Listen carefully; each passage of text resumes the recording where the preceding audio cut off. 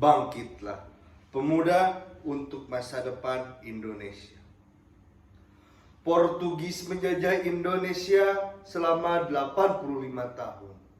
Spanyol menjajah Indonesia selama 171 tahun. Belanda menguasai Indonesia selama 350 tahun. Tidak pernah sedikit pun pahlawan kita merasa menyerah, bahkan rela gugur di medan perang. Pahlawan kita sangat merasakan pahitnya perjuangan dan selalu berpikir bagaimana Indonesia menjadi negara merdeka. Indonesia tidak pernah luput dari penjajah. Indonesia tidak pernah berhenti diincar karena kekayaan sumber daya alamnya. Setelah melalui berbagai proses yang sangat panjang, Indonesia akhirnya merdeka berkat perjuangan para pahlawan dan merebut tanah air dari penjajah. Lalu merdekalah negara kesatuan Republik Indonesia ini. Tentu di tengah-tengah kebahagiaan kita sebagai umat yang mayoritas, sebagai bangsa yang memiliki banyak akan kuantitas, tetapi ternyata di dunia kehidupan era modern, negara maju tidak ditentukan seberapa banyak jumlah penduduknya, tidak ditentukan seberapa banyak sumber daya alamnya, tetapi ditentukan seberapa hebat sumber daya manusianya. Persaingan hidup dan kehidupan di era global bermuara pada angka 40-60. 40% manusia aktif dan produktif. Mereka adalah pekerja otak dengan basis sains dan teknologi yang diintegrasikan perekonomian bangsanya. Sedangkan 60% sisanya hanyalah manusia penggembira yang hidup sungkan mati tak mau. Dan mereka adalah penduduk di dunia sebelah selatan.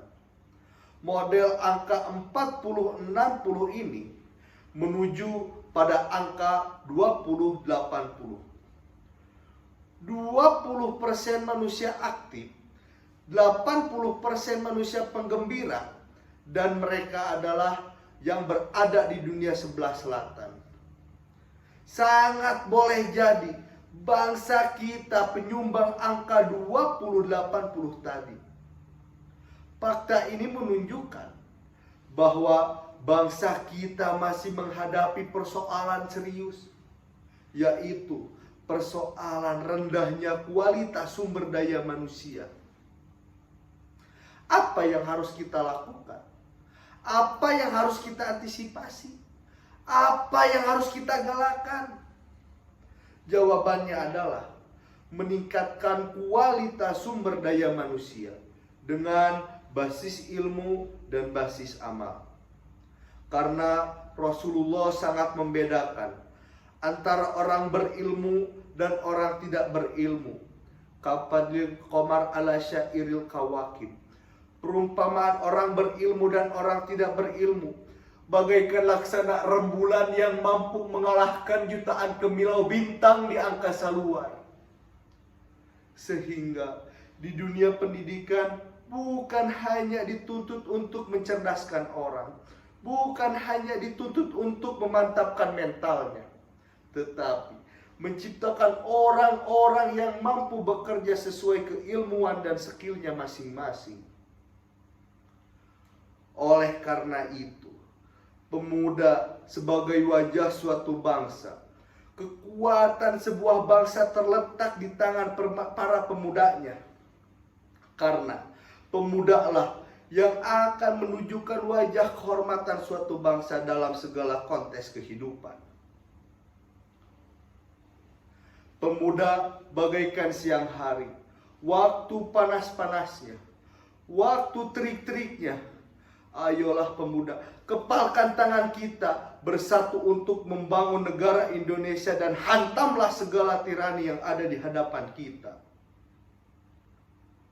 Jika para pemuda di suatu negara mengalami kerusakan moral dan agama, maka sangat disayangkan nasib bangsa itu nantinya.